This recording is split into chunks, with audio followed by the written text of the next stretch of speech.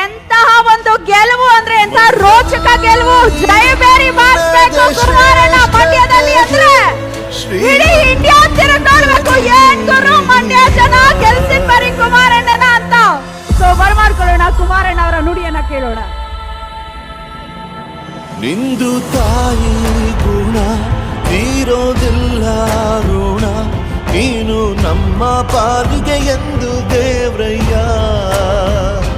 ತಾನು ನೋವಾ ನುಂಗಿ ಜೀವ ನೀಡೋ ಮಗ, ನಿನ್ನ ಪಡ್ಕೊಂಡಿದ್ದೆ ಪುಣ್ಯ ಕಣ